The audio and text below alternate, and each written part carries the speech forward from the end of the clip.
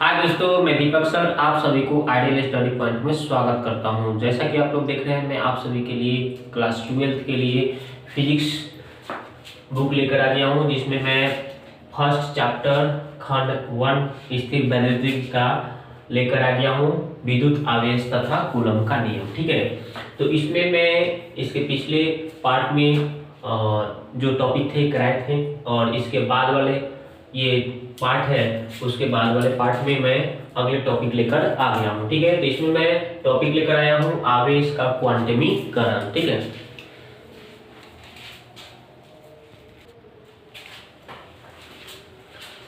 आवेश का क्वांटमीकरण। तो देखिए, आवेश का क्वांटमीकरण एग्जाम में पूछा जाता है कि आवेश का क्वांटमीकरण से आप क्या समझते हैं, चाहे आवेश का क्वांटमीकरण क्या है, चाहे आवेश का क्वांटमीकरण किसे कहते हैं। ठीक है, तो देखिए मैंने लिख दिया है कि किसी भी पिंड में पाई जाने वाली इलेक्ट्रॉनों या प्रोटॉनों की संख्या एक पूर्णांक संख्या के गुणनफल के रूप में व्यक्त किया जाता है, होता है, जिसे हम आवेश का क्वांटमीकरण कहते हैं।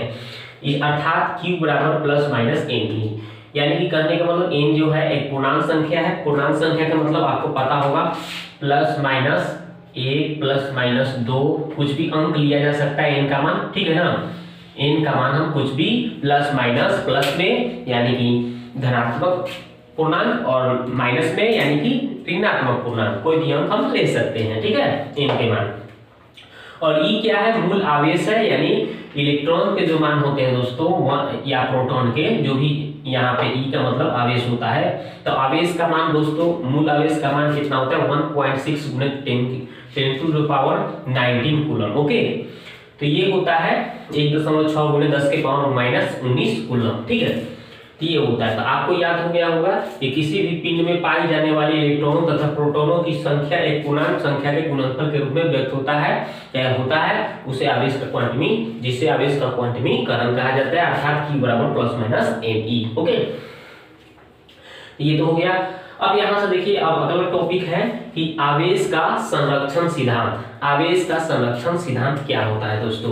तो देखिए, बताया गया है कि किसी विलगित निकाय के भीतर कुल आवेश स्थिर रहता है। किसी भी विलगित निकाय के भीतर कुल आवेश क्या होते हैं, स्थिर रहते हैं। कोई भी विलगित आवेश के भीतर यहाँ पे कोई भी आवेशित कोई चालक ले लिया जाए, ठीक है, और इस आवेशित चालक के भीतर कुल आवेश क्या होते हैं, स्थिर रहते हैं। ठीक है ना, तो किसी विलगित निकाय के भीतर कुल आवेश क्या होते हैं, स्थिर रहते हैं, जिसे आवेश का संरक्षण सिद्धांत कहा जाता है। आवेश को न तो उत्पन्न किया जा सकता है और न ही नष्ट किया जा सकता है। तो इसको अगर डिफिनीशन पूछा जाएगा दोस्तों कि आवेश का संरक्षण सिद्धांत क्या है, तो किसी विलगित निकाय के भीतर कुल आवेश स्थिर रहता है, आवेश को न तो उत्पन्न किया जा सकता है, न ही नष्ट किया जाता है, न ही नष्ट किया जा सकता है। ओके, इतना आपको लिख देना है। अब अगला टॉपिक है चालक पदार्थ। तो चालक पदार्थ क्या है दोस्तों? तो वह पदार्थ जिसके एक सिरे से दूसरे सिरे तक आवेश आसानी से जा सके, उसे चालक पदार्थ कहते हैं। ठीक है, वही मैंने लिखा है कि वह पदार्थ जिसके एक सिरे से दूसरे सिरे तक आवेश आसानी से जा सके, उसे हम क्या कहते हैं, चालक पदार्थ कहते हैं। जैसे लोहा हो गया, लोहा के कोई भी तार लीजिएगा, तो एक सिरा से मान लीजिए यहाँ लोहा का तार हमने ले लिया, तो यहाँ से अगर करंट जोड़ेंगे तो यहाँ पे आसानी से ये चला जाएगा। तो ये क्या हो गया, चालक पदार्थ हो गया। या एल्यूमिनियम का भी तार में जा सकता है, या चांदी का भी तार में जा सकता है। ठीक है, तो कोई भी चालक पदार्थ होगा जिसमें एक सिरे से दूसरे सिरे तक आसानी से आवेश जा सकेगा, उसे हम चालक पदार्थ कहते हैं। ठीक है, समझ गए होंगे।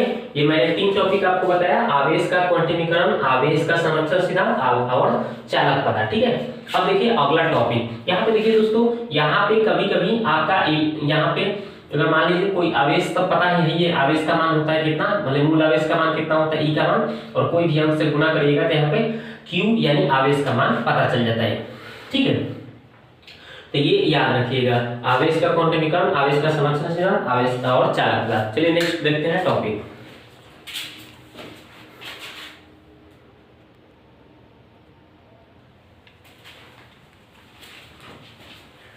तो आप देखिए दोस्तों, नेक्स्ट पॉइंट है विद्युतरोधी पदार्थ या अचालक पदार्थ या कुचालक पदार्थ क्या होता है। ठीक है, तो ऐसा पूछ सकता है एग्जाम में कि विद्युतरोधी पदार्थ क्या है, या कुचालक पदार्थ क्या है, या अचालक पदार्थ क्या है। तो इसका डिफिनीशन देखिए, इसका परिभाषा हमने लिख दिया है कि वह पदार्थ जिसके एक सिरे से दूसरे सिरे तक आवेश नहीं जा सके, उसे विद्युतरोधी पदार्थ या अचालक पदार्थ या कुचालक पदार्थ कहते हैं। जैसे मान लीजिए ईंट हो गया, पत्थर हो गया, सूखी लकड़ी हो गई, या फिर कोई कागज हो गया, इसमें एक सिरे से दूसरे सिरे तक आवेश नहीं जा सकता। जैसे यहाँ पे स्केच है, मैं यहाँ पे करंट दूंगा तो यहाँ पे नहीं जा सकता है, तो ये भी क्या है, कुचालक पदार्थ है। ओके, अब देखिए चालक और विद्युतरोधी पदार्थ में अंतर बताइए।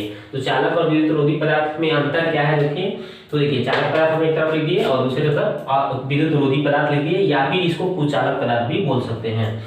तो इसमें अंतर ऐसे आप एक लाइन लिखना चाहेंगे तो लिख सकते हैं कि चालक पदार्थ और विद्युतरोधी पदार्थ में अंतर निम्नलिखित इस प्रकार है, और ये दो पार्ट में बांट लेंगे, इधर चालक पदार्थ इधर विद्युतरोधी पदार्थ लिख देंगे, ठीक है।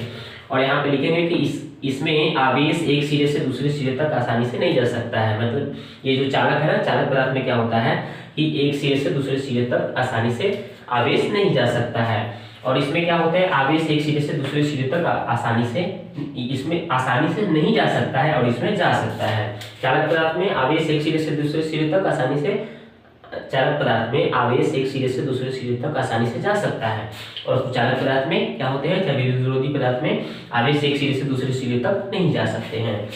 यह विद्युत का सुचालक होता है, मतलब इसमें विद्युत आराम से जा सकता है, और यह विद्युत का कुचालक होता है, यानी कि यह विद्युत का कुचालक होता है, मतलब उसमें विद्युत नहीं गमन कर सकता है। ओके, तो ये हो गया इसमें अंतर, ठीक है। तो ये 2 नंबर में पूछेंगे, ये 2 लिख देंगे तो आपको 2 नंबर मिल जाएंगे, ठीक है। तो ये भी टॉपिक हम लोग सीख लिए, ये भी टॉपिक सीख लिए। चलिए नेक्स्ट टॉपिक देखते हैं।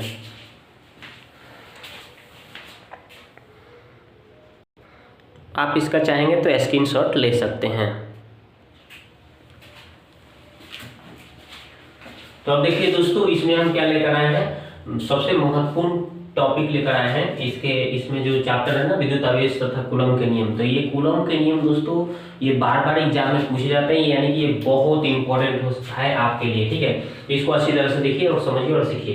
तो देखिए पहले कूलम के नियम क्या है भाई, तो कूलम के नियम क्या है, देखिए मैंने लिख दिया है कि 2 बिंदु आवेशों के बीच लगने वाले आकर्षण या प्रतिकर्षण बल उनके गुणनफल के अनुक्रमानुपाती तथा उनके बीच के दूरी के वर्ग के व्युत्क्रमानुपाती होता है, ठीक है ना।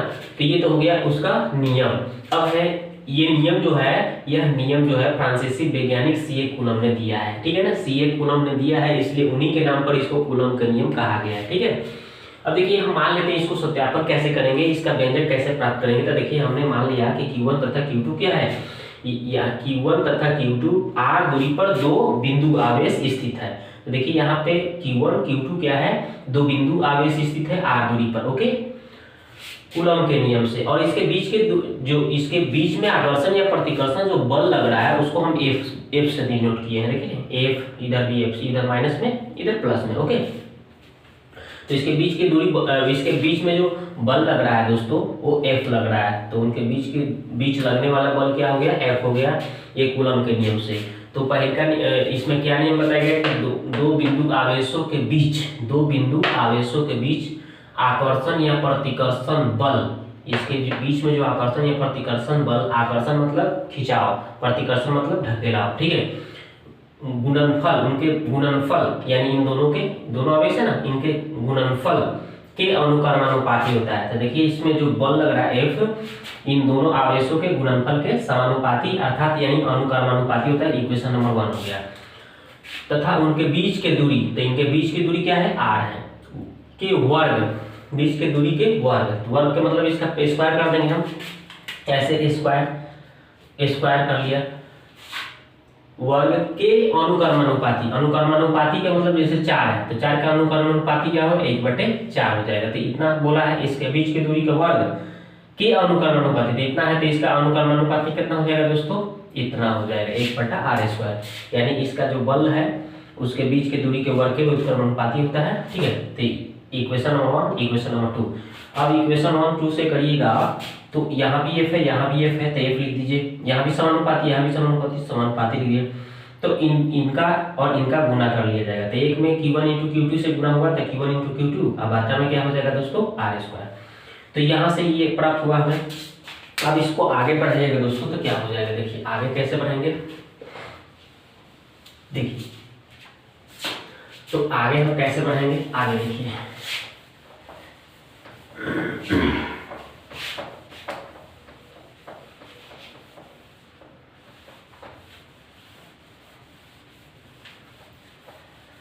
देखिए, तो आगे क्या होगा, अब ये समानुपाती का सिंबल दोस्तों हटता है तो एक क्या आता है, कांस्टेंट आता है। क्या आता है, कांस्टेंट। यहाँ पे के कांस्टेंट आ गया, ठीक है। और यहाँ पे क्या आया है, Q1 इंटू Q2 बट्टा आर स्क्वायर, ठीक है। और यहाँ पे के का मान दोस्तों क्या लिया जाता है, के का मान, तो के का मान यहाँ पे लिया जाता है, के बराबर होता है 1/4 पाई नॉट इप्सिलॉन 0, ठीक है। ये होता है, ठीक है, के का मान। तो ये के का मान जैसे ही यहाँ पे आप पुट करिएगा दोस्तों, ठीक है,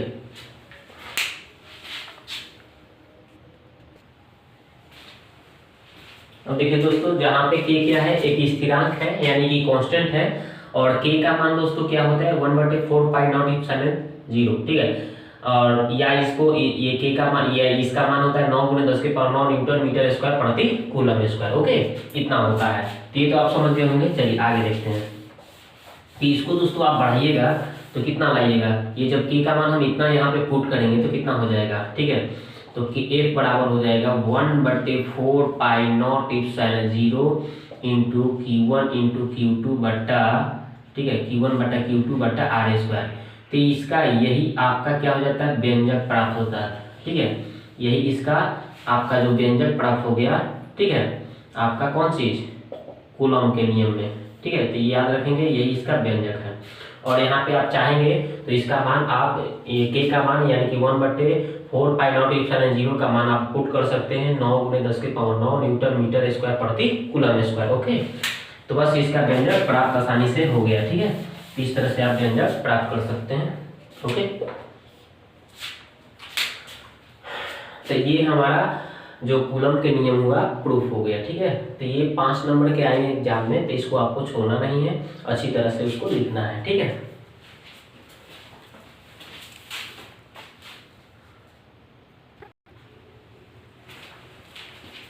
तो आप देखिए दोस्तों, यहाँ पे ये जो नॉट इप्सिलॉन होता है, तो ये नॉट इप्सिलॉन क्या होता है, तो यहाँ पे नॉट इप्सिलॉन 0 जो होता है दोस्तों, ये मुक्त आकाश या निर्वात का क्या होता है, परावैद्युतांक होता है। मुक्त आकाश या निर्वात का क्या होता है, तो परावैद्युतांक होता है, ओके। यहाँ पे का आप लिख सकते हैं, ठीक है ना, का ये हो गया।